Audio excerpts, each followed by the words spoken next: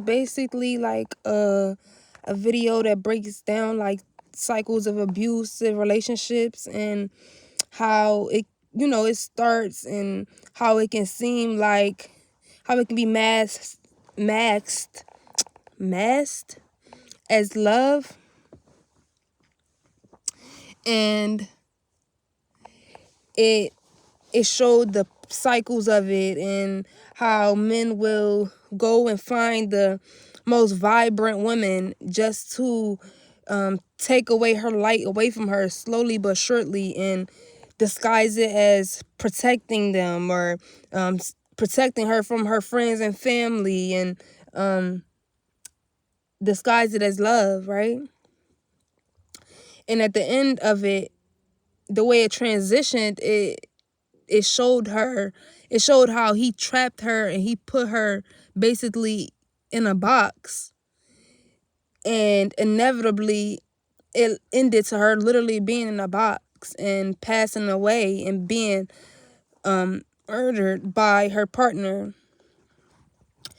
And I remember like when I went through the comments, somebody said something like I just wish that it didn't end like that, or it was something of that sort, right? Something like that. And I was just watching a video of Meatball from Philly, and she was saying how the dude she was with, on her story, she was talking about how he was abusive and that he had been abusing her, right? And she just posted a video, her all done up, looking real pretty. I love when she get dressed up, But she was all dressed up and makeup done and hair done, and she had flowers in her hand. And she was saying how like, oh, like now he want to send me flowers. Like, what should I do? What should I do? And kind of not taking the abuse seriously. And part of me feel like it's also a coping mechanism for her. And that's kind of jokes and being funny is kind of how she get through life. I could see that. And somebody in the comments, an older woman was like, if he'll hit you once, he'll hit you again, and then boom, casket, right? And somebody underneath that comment said, well, damn. And I said to myself, well, that's what it can lead to, though. This is the reality. As harsh as it may sound, as sad as it may, and intense and hardcore as it may sound to just say it like that, sometimes we need to hear what could be the consequences, the dire consequences that come with us not taking certain things or people seriously and not knowing how to believe and knowing when to leave and know when to believe people when they show you who they are. So although that may have sounded harsh, it's the truth. Now, God forbid, of course we don't want that to happen. I know I don't want that to happen to no woman, especially not Meatball. Like, say what you want about her, she do some stuff that I don't respect, but at the end of the day, she made a way for herself, and she got a very magnetic and a rare, special personality about her. She got something very special about her. To make it and I'm not even saying as far as make it, because we all have our different definitions of success, but to build such a large platform and such a large following and to become global and damn near household name at such a young age, and to be from Philly, and it's kind of like Philly is very much a crab in a bucket type of, I mean, most cities are, because most times people don't want to see people that they know or used to be familiar with make it before them, because it remind them that is not their circumstances, is something about them that's, so most cities have a crab in a bucket mentality when it comes to people being successful, that come from their hometown. But me knowing, me kind of feeling it, me living somewhere or being from somewhere that's close to Philly, I kind of can understand the energy of the city more, if that makes sense, and the atmosphere of it.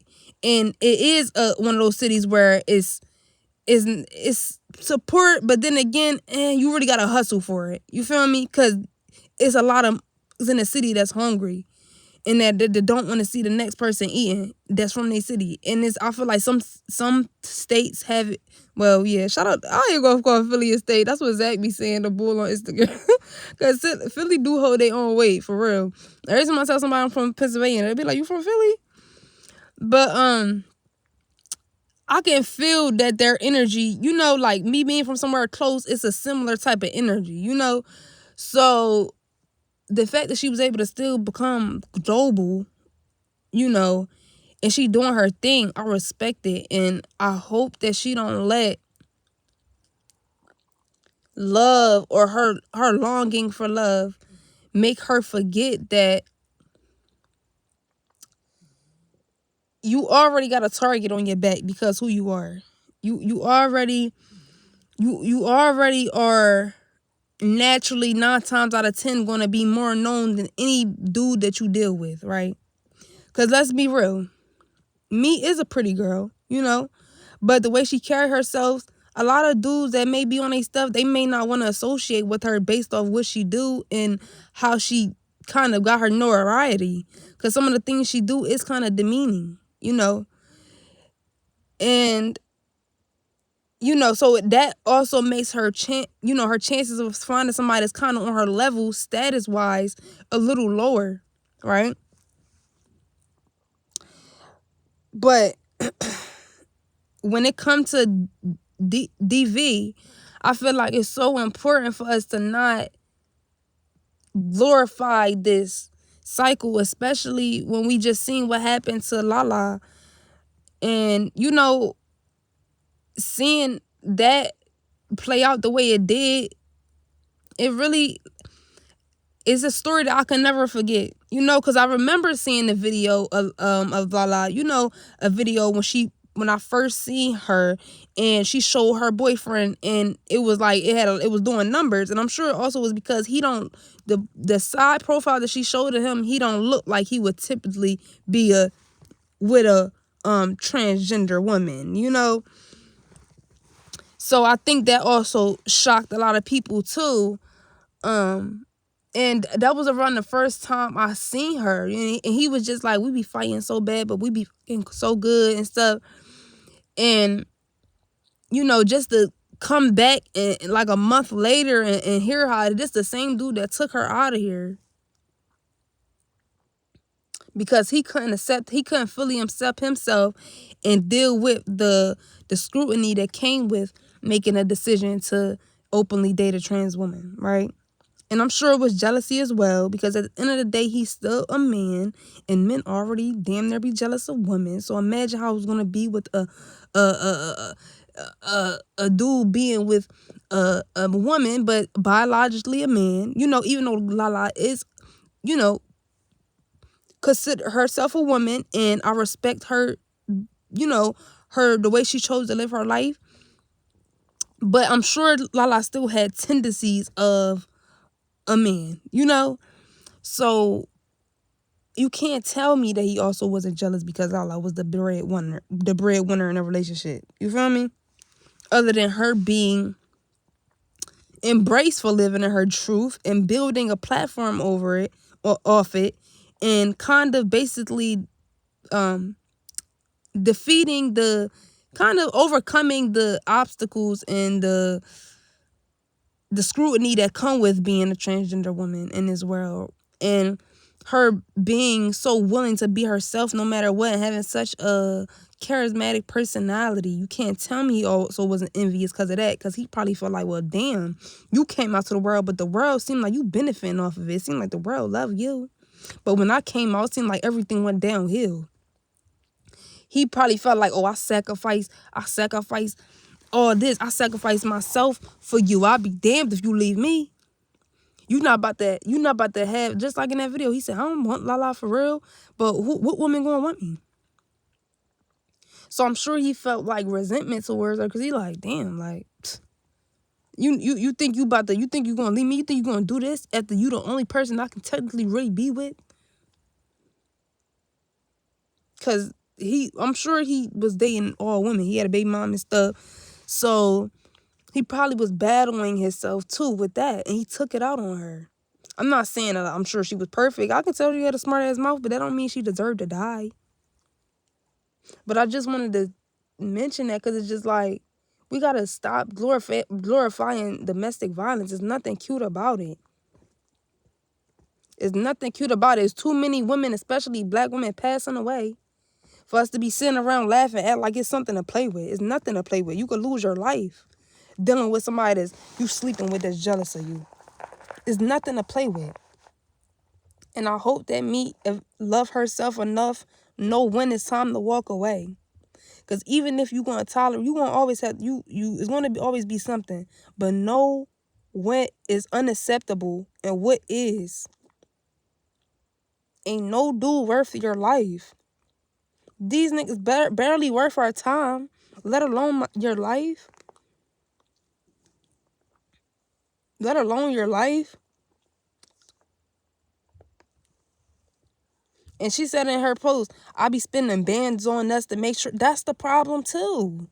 Just because you got it don't mean that you need to be spending on these men. You're already a target. You think they don't know? You think they don't know you're an easy lick and all you really want is love? And you damn near got everything. You got the fame, you got the money. You think they don't know? You think they'll be plotting on us? I done had a homeboy that said, oh yeah, she got money. Like, talking as if like a woman. And y'all be trying to make it seem like we gold diggers. Y'all the real gold diggers. Literally plotting on her pockets. Before he walk in her house. Showing me her house, everything. Nice ass neighborhood. Lady like what, 30 time?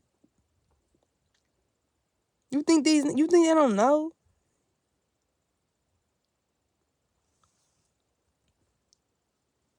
It's just so sad. I just don't want to see black women. And I hope that if I'm put in that situation, God forbid, I hope that I got the strength to walk away and know when to leave.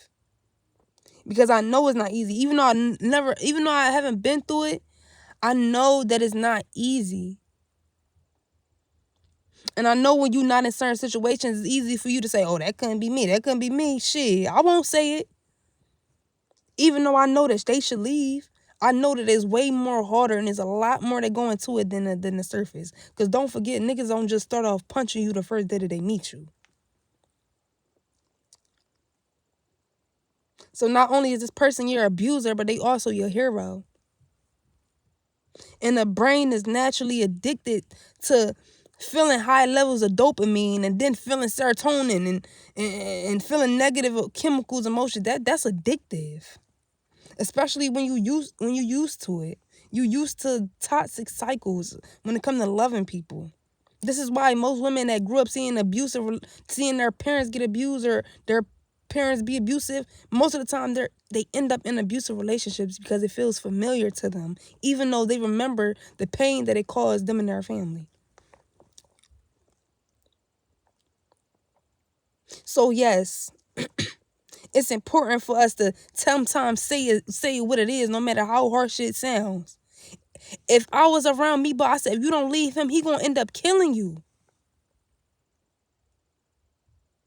And even though most women won't listen because their emotions is so entangled into this man, and he feels like home, even though he's also the bad guy, even though he's also the root of your pain, he still feels like home. He still is the person that'll come and kiss you and comfort you after he the same person that just broke you.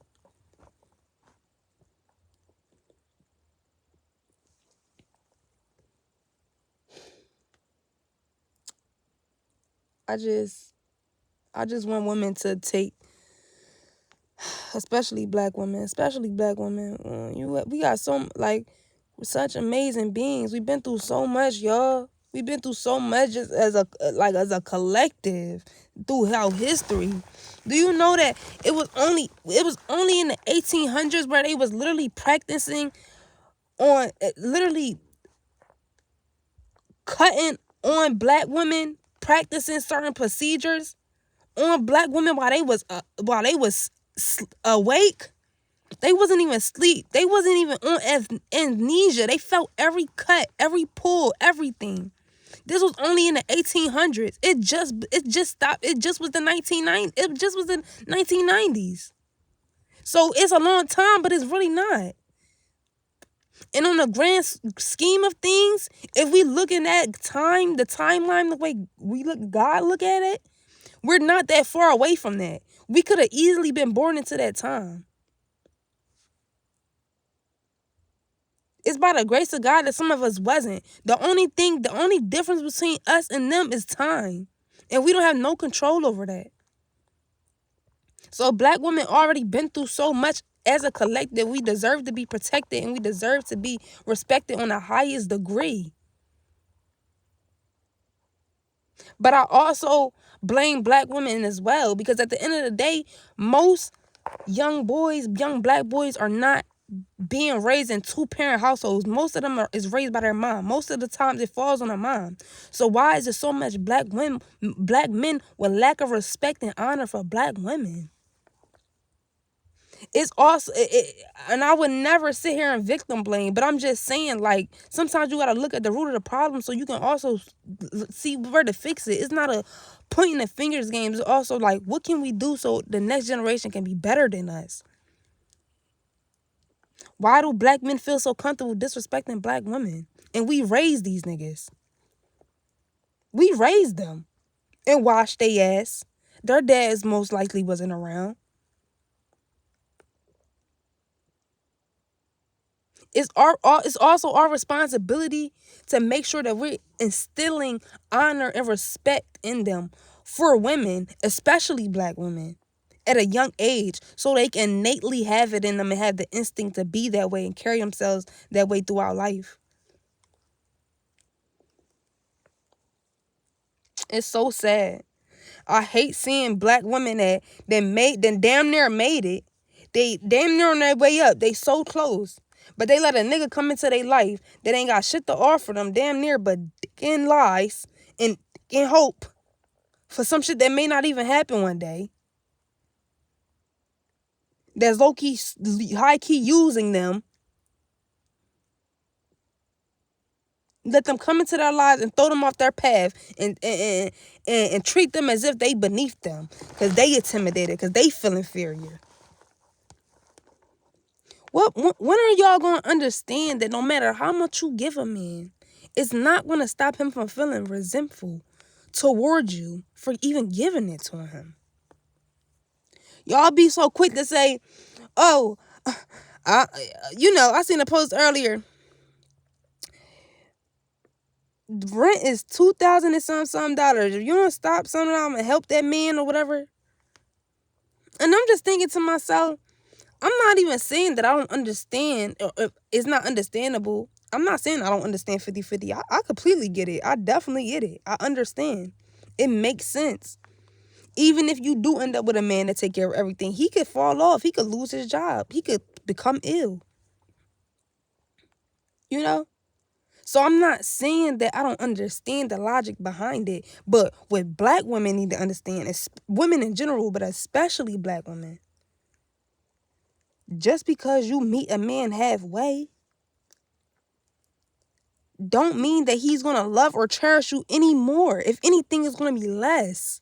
Because it's not in natural order for women to take care of men.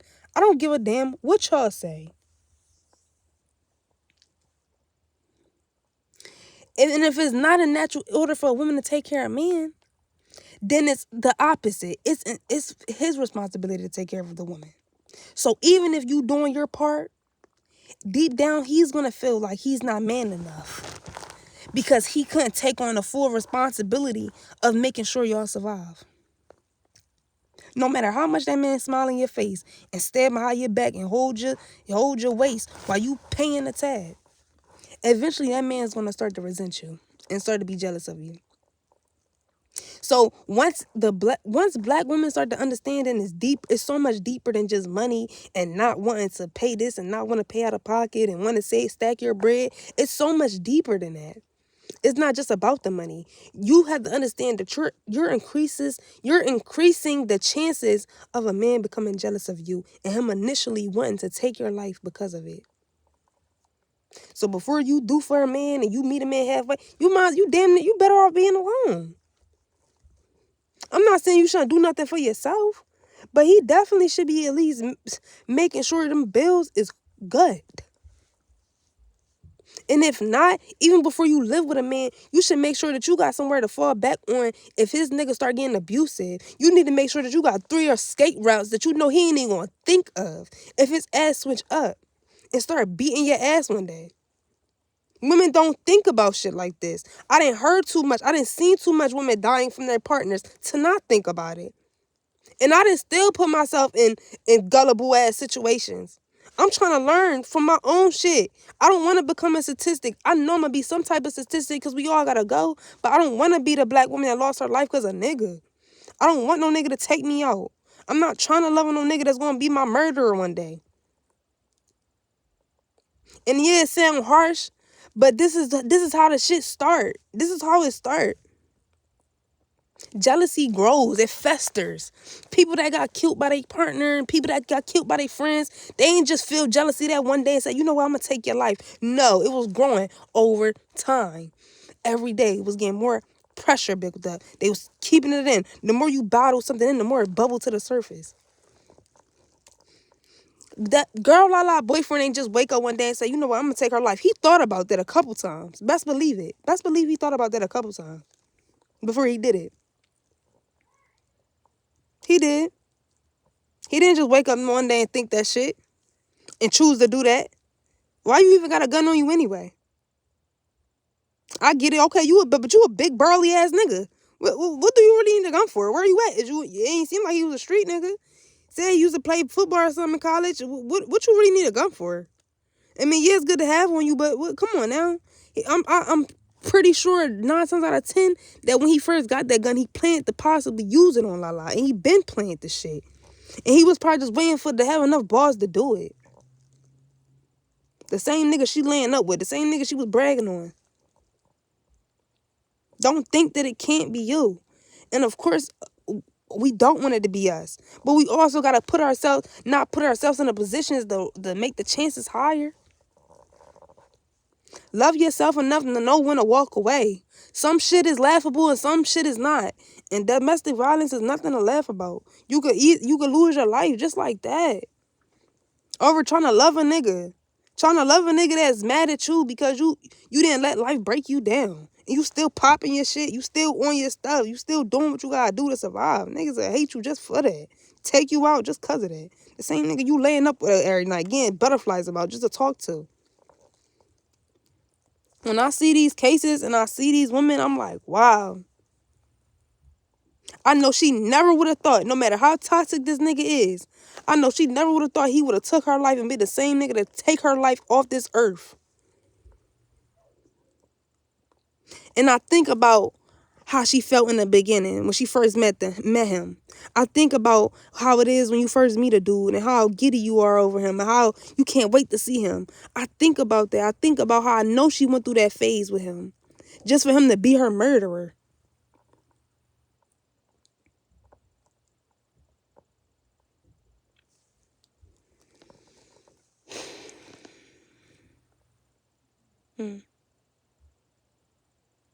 That's all I got to say.